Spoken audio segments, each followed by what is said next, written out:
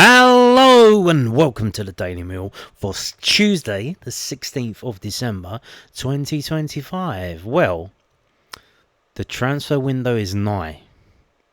15 days away. 15 days away. And guess what? We have our first bit of transfer gossip, rumour, whatever you will. This is from the sun.co.uk. Man United star Harry Amass set for 12 club January transfer scramble. Just days after Ruben Amorim's struggling claim. So this is the youngster. I don't know. Is he in Man United? Was he at Sheffield Wednesday at the moment? Why is he wearing their kit? I have no idea what he's doing. So Ruben Amorim has sparked controversy around the player. There are a mass, do you get it, of clubs interested in signing young Manchester United defender Harry Amass. Reports say that the on-loan left-back... Why would we loan a left-back? Why would we do that? Is Zach Sturge okay? That's kind of troubling. If they're trying to loan in a left-back, that would suggest there might be something wrong with Zach Sturge long-term. Has caught the eye of around 12 teams, including multiple, aiming to get promotion from the Championship.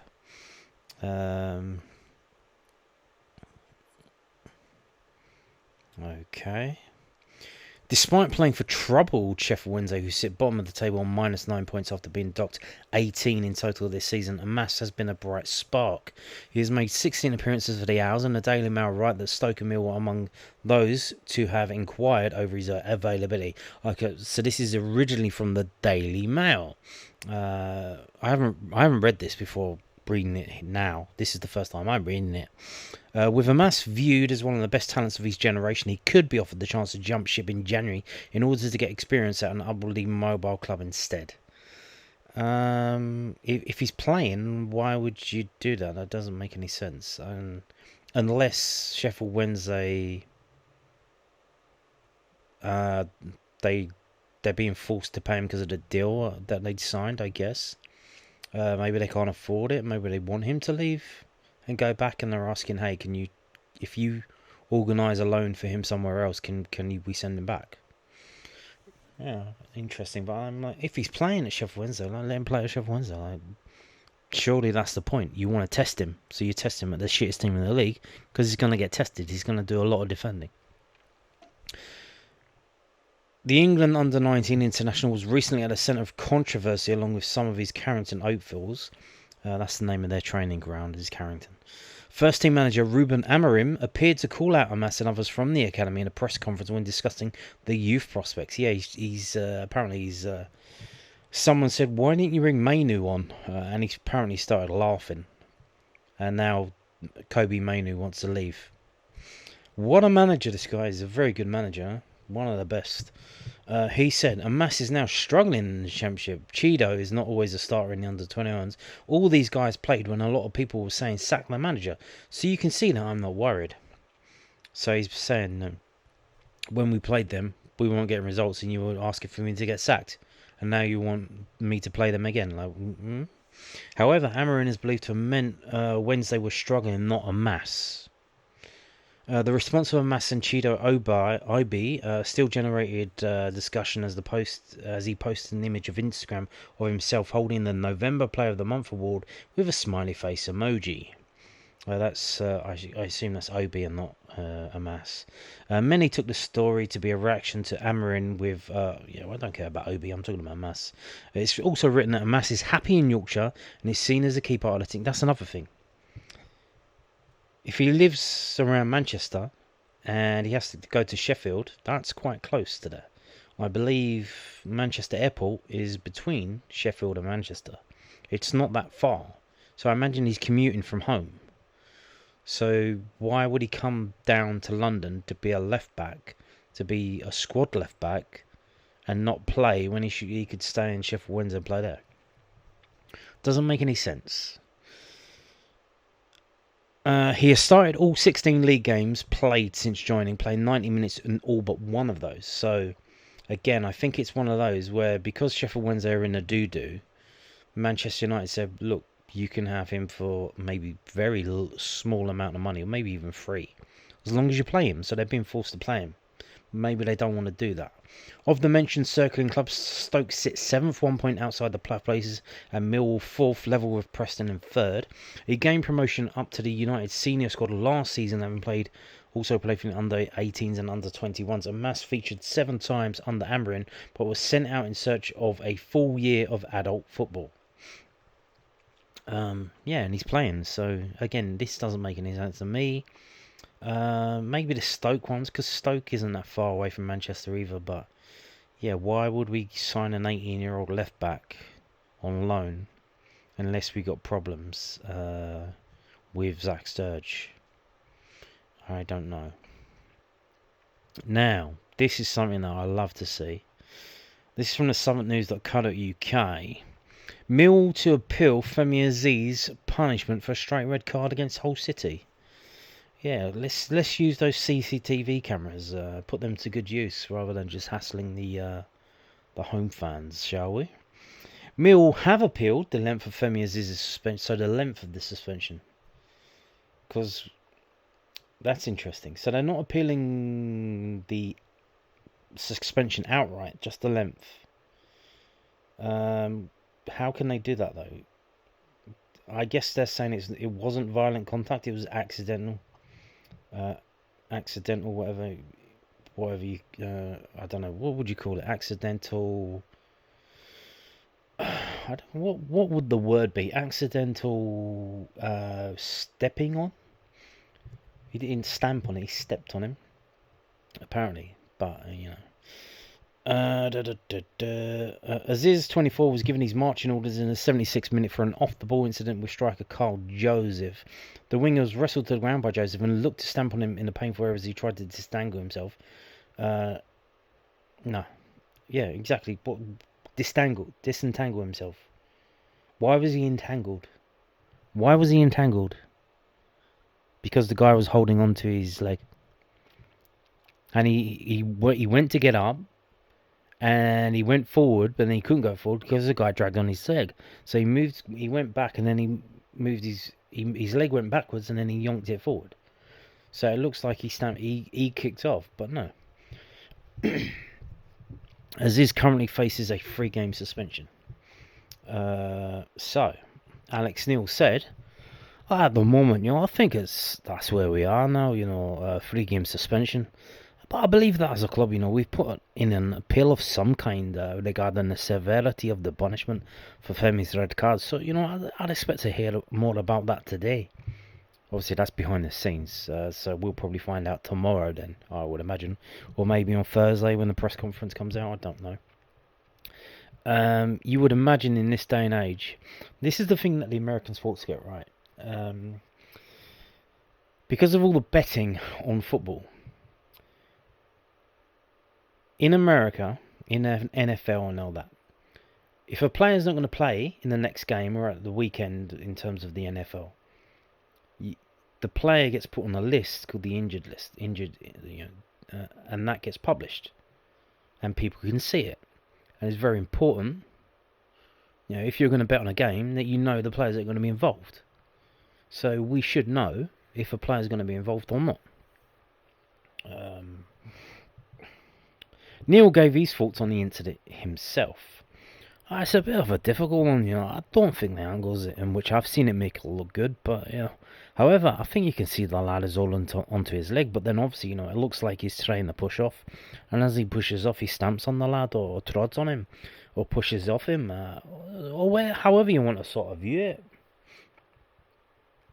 So there you go. So yeah. So they're probably saying it wasn't intentional. So it was, which would be violent conduct. So I would then say it was an accidental. But then what would that do? That would reduce it to a 1-game ban. I don't know what that would do. Or would it reduce it to a yellow card? But then they're saying they're not appealing whether it was a red card or not. They're appealing the length of the ban. So they're saying, it was a red card. We're not appealing that. We're just opinion on length. But however, again, I've had Hull City fans on the in the comments on Spotify saying, "Oh, you were as bad as Hull. Like, what a load of rubbish you're saying." Like, here's the thing. I call it as I see it. I'm not going to lie just because it was a Millwall player and say, "Oh, he didn't do anything wrong." If he did something wrong, I would say he did something wrong. The guy was holding on to his leg. And here's the thing, like the referee wasn't even watching, and the linesman that was closest didn't even wave. So, but then obviously they have headphones now, so maybe he told him. Maybe it was a fourth official. I still don't even know who fucking said to the referee, "Hey, send him off because he did this." How did they know? He didn't see it. He didn't see it, so how can he give it? So someone must have seen it. And here's the thing. Obviously, after each game, there's a referee's report. What did he say in that? Did he lie? Did he say? Did Gavin Ward say he saw it? Because we know he didn't. But some referees have mentioned about it. So I don't know if you know this. If you got Sky Sports, there have been so much rubbish refereeing decisions now, especially with VAR, that Sky Sports have started a new show. I think it's been going on maybe 2 or 3 years now, called Ref Watch. I think it's called Ref Watch. I'm not sure. I don't watch it. But what you get is you get stories written about what the people in the show say. So this is from the wholedailymail.co.uk. It's a local Hull paper. And they're written up a story from the programme that was on Sky. So here we go. Ex-Premier League referee delivers verdict on Hull City versus Millwall controversy. The Tigers were 3-1 winners at the Den on Saturday and led 2-0 when the hosts were reduced to 10 men. Former Premier League referee Dermot Gallagher and ex-Cardiff City striker Jay Boothroyd both agreed that Femi was rightly sent off for a stamp on Carl Joseph. The Mill start, yeah, we know all that stuff, yada, yada, yada. Referee Ward, Gavin Ward, had continued to move up with players. City had ventured into the line's half before he was alerted to the incident by the assistant who had spotted what happened. Well, he didn't wave his flag, so I don't know. Aziz was given his marching orders, much to the frustration of Mill boss Alex Neil. The Scotsman had felt Liam Miller should have been sent off for a second yellow card after kicking the ball away. Was himself cautioned by Ward. Yeah, did they have anything to say about that? Both Gallagher and Boothroyd praised the work of the officials and said that in their view, Aziz was rightly dismissed with cameras capturing his petulant kick on goal scorer Joseph. What you would say, is in the last couple of weeks, we've seen some real good teamwork. We saw it at Plymouth last week. We saw here that Gavin Ward can't see that. And we see that he's gone up and followed the ball upfield, Gallagher said on Sky Sports. It is a red card offence, somebody's alerted him to it, and whether it be the fourth official or the assistant. But between them, they've got it right. How have they got it right? So he doesn't even know if it was the fourth official or the assistant. Maybe it was but here's the thing. The Hull City player, was on the ground with his back to the linesman. I'm going to call him the linesman, not the fucking assistant. Like the linesman. How could he have seen that through? All he saw was... He didn't see the contact. He saw the movement above the hip of Aziz. He didn't see it. Unless it was the line, like I said, unless it was the linesman on the other side. But then he was about 80 yards away. So what are we doing? I agree with that, and that's the way the game should be played with the official, Boothroyd added. It's a team game for them. They're a team and we're not working individually. The referee's spoken to the fourth official or the linesman or whoever it may be, and they've come to that decision, which is the right decision. Really? I don't think so. Again, if you're going to talk, why don't you talk about the fact that the guy didn't... Gavin Ward saw the guy kick the ball away after the whistle went, and the guy put his hand up saying, "Oh, I'm sorry, don't send me off," because it should have been a second yellow card, and he didn't do it. He bottled it.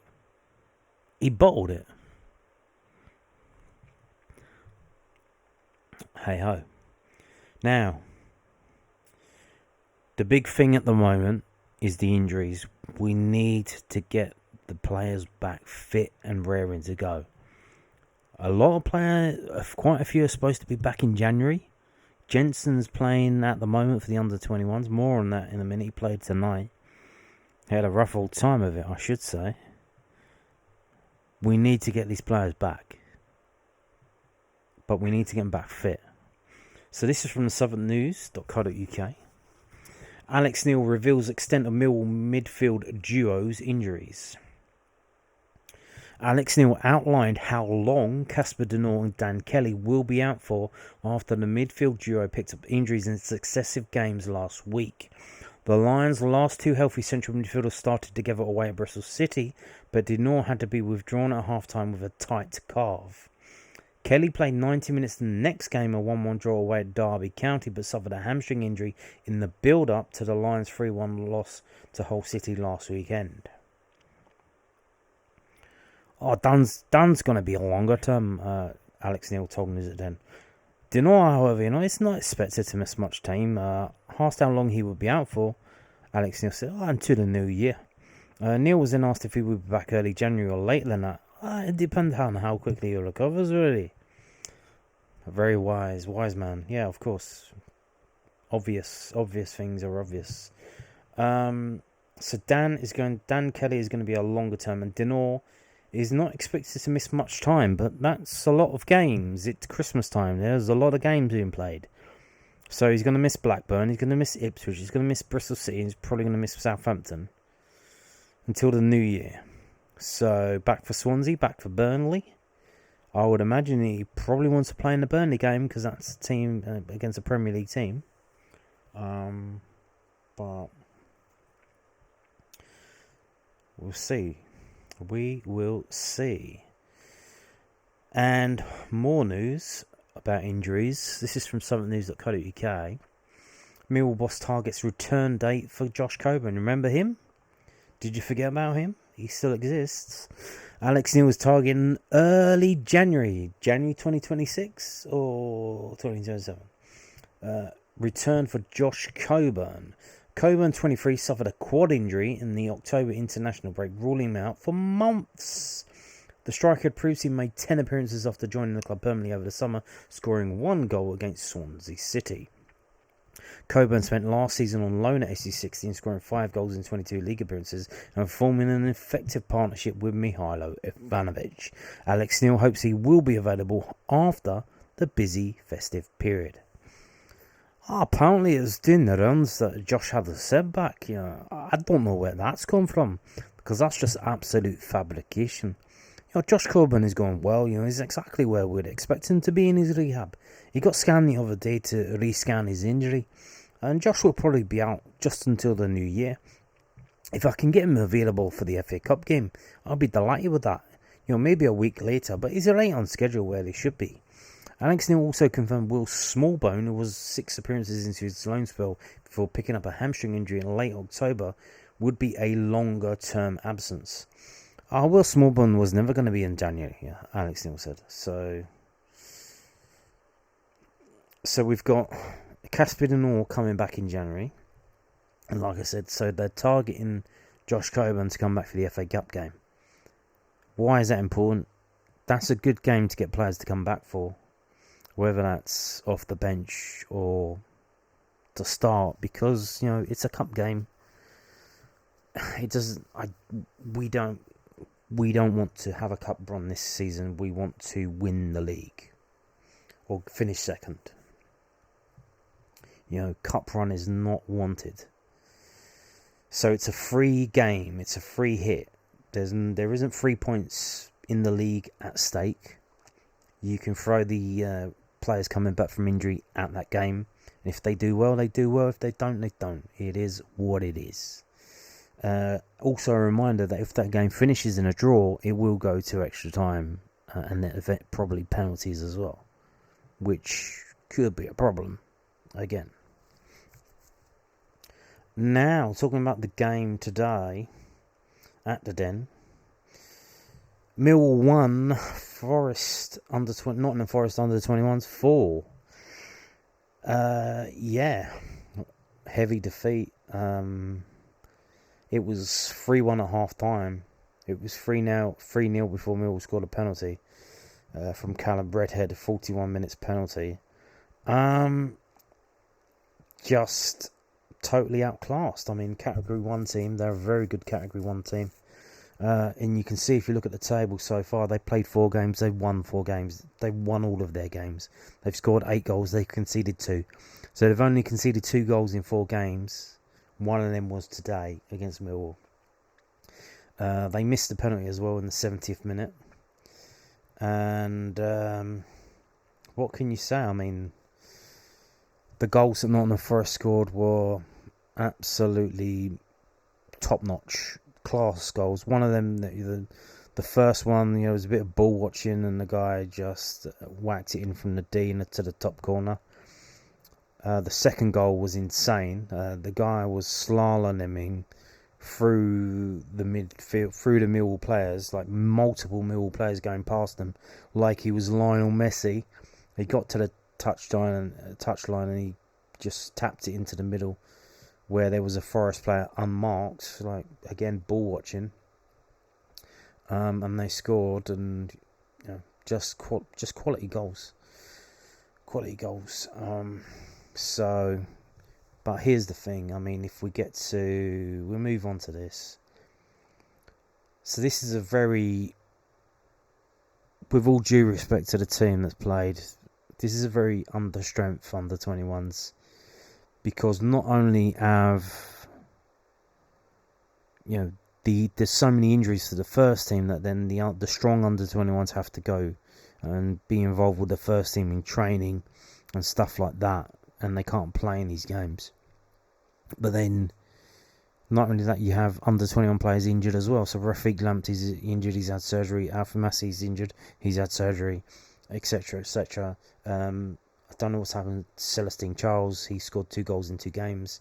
I don't know if he's suspended or what, but maybe he's involved with the first team squad. I know Mansour. You see Mansour for the Bristol City game. He was there in his tracksuit. So yeah, this is a very very young under-21 team. So except for Jensen. So Jensen is certainly being tested. That's for sure. I think he's conceded quite a fair few goals in the games that he's played for the under-21s so far. I think he probably can't wait to get on the bench at the first team and let the under-21 keepers play these games and get on with it. They do have a game on Saturday at the Den, but the game is a dead rubber. The game on Saturday, so you can't see it because it's off to the side, to the right. But Millwall have drawn 1 game so far. They got 1 game left, which is against Swansea. Swansea are also a Category 2 team. Swansea are actually Millwall's next league opponents when they come back from their Christmas break. So this game on Saturday is the last game before they break for Christmas. So let's hope they can put a bit of pride back in the shirt and try and get a decent result. And then they come back on the 6th of January again at home to Swansea, but that's in the league. So, but against the 2 category, they did draw with Wolves, so that wasn't that bad, But I think that was their first game, so they had a few decent players involved in that game, the first game against Wolves at home. But since then, the injuries have ravaged the squad, and I imagine when they signed up for this, last season or at the end of last season or in the summer, that they didn't envisage, just how rough these injuries would be. So, yeah, they're guaranteed to finish bottom of the table. Swansea are got 2 more games left. They got 6 points at the moment, so it is what it is. While we're here, let's just have a look at the goal. It's a penalty, so there's not much to see, but there you go. Goalkeeper dived the wrong way, which is just as well because it was kind of in the middle. But there you go. And that's Callum Redhead scoring. He's scored a few goals so far. So there you go. Now we are gonna finish by talking about something kind of Millwall related, but I mean, in terms of the chant. Harry Roberts, let him out to kill some more. Yeah, you remember that chant? He died. He died today. Long old time. I don't know if they let him out or what. Maybe I think he was maybe in an open prison or something. I think they did let him out eventually. This is from, what is this from? MSN. Harry Roberts dead. Triple cop killer and Shepherd's Bush murders mastermind dies, aged 89. The mastermind behind the horrific Shepherd's Bush murders in 1966, Harry Roberts, has died. The Mirror can reveal. So this is from the Mirror. 3 Metropolitan police officers were shot and killed in the massacre of Braybrook Street on the August the 12th, 1966, after they stopped to question Roberts and 2 other occupants of a van over an expired tax disc. Wouldn't have that happening these days. 3 coppers to stop a van about an expired tax disc.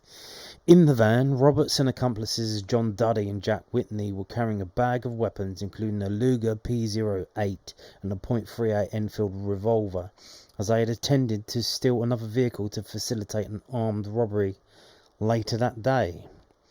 They opened fire, and Detective Sergeant Christopher Head, Temporary Detective Constable David Womble, and Police Constable Geoffrey Fox all suffered serious gunshot wounds, dying at the scene. Evidence given in court heard how Roberts shot DC Wombwell through the left eye, leading DS Head to run back towards a police car, and he was shot before he could reach cover. Duddy exited the suspect's van armed with a .38 revolver and fired through the window, approached the police car, striking PC Fox in the head. Duddy and Whitney were arrested by police in the hours and days that followed, but Roberts, an ex-soldier with experience in jungle warfare from the 1948 Malayan emergency, used his survival skills to evade capture for 3 months. He hid in Epping Forest in Essex, living in a makeshift camp until he was eventually apprehended on November the 15th, 1966, near Bishop Stortford. On December the 12th, 1966, Harry Roberts was convicted. You won't get that these days. Did he plead guilty then? A month after he was arrested, he was on trial and he got convicted of murder, along with John Duddy and Jack Whitney. Judge Mr. Justice Glyn Jones described the incident as the most heinous crime for a generation or more. Well, these days it would just be another day, another Tuesday. This kind of thing happens every day now, doesn't it? The men were spared execution, as capital punishment had been abolished in Britain only a few months prior, and were instead sentenced to life imprisonment with a recommended minimum term of 30 years. Roberts was released from prison in 2014 at the age of 78. At the time, he was one of Britain's longest serving prisoners, having spent 48 years behind bars. So recommended 30 and he ended up doing 48. His release was criticised by relatives of the 3 victims, as well as the then chair of the Met Police Federation, John Tully, who described it as sickening. And there you go. So, haven't heard that for a fair old while, but I think it kind of faded away when we moved from the den to the new ground. I don't know why. I guess just a generational thing. But it was kind of an old chant. And didn't get sung a lot anymore, did it? Although to be fair, the chant went "Let him out to kill some more," and they let him out in 2014. So it was kind of redundant in 2014, 10 years ago. But there you go. And on that note, thank you for watching. Goodbye.